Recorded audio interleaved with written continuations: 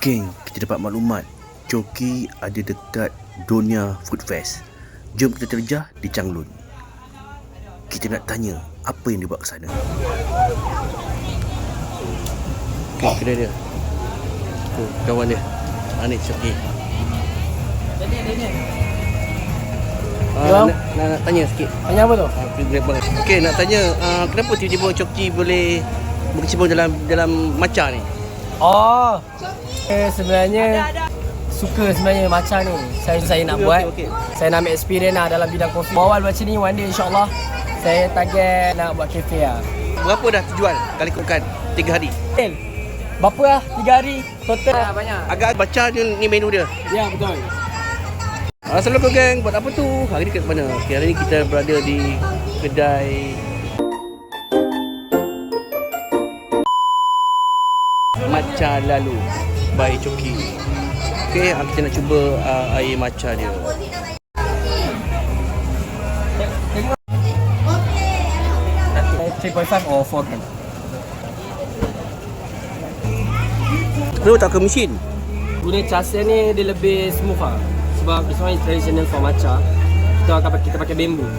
Tapi bila kita dah whisk macam ni, kan, kita dah whisk, terus tembak pakai foam tu. Foam dia lagi naik lah.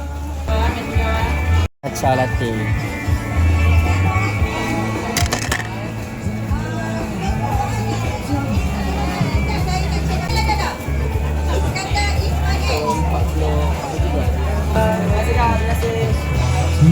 Rasa matcha tu. Strong.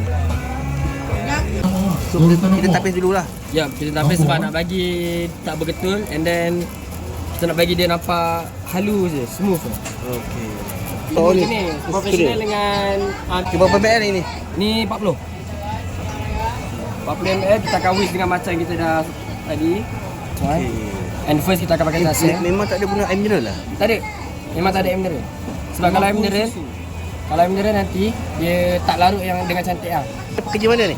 Ni pekerja import.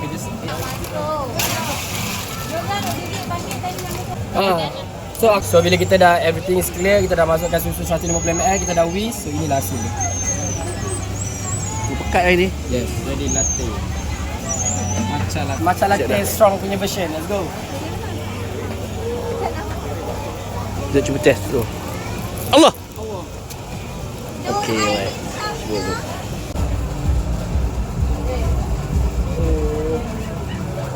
Betul dia?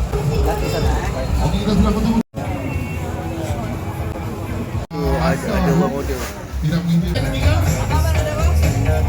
Dah, ini abang belanja. Ambil. Tahu. Sama dah. Semoga adik istimewa ni mendoakan kejayaan Choki, insya-Allah.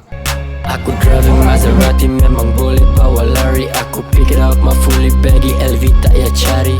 Mama seguni bawa aku sampai sini. Bukan masih nak main lagi, boleh panggil aku Choki.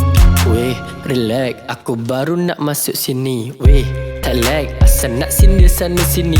Weh, buat lag, baru masuk nak perli-perli. Tutup mulut, dengar dulu baru boleh nak komen sini. Aku driving Maserati memang boleh bawa lari. Aku pick it up my fully baggy LV tak ya cari.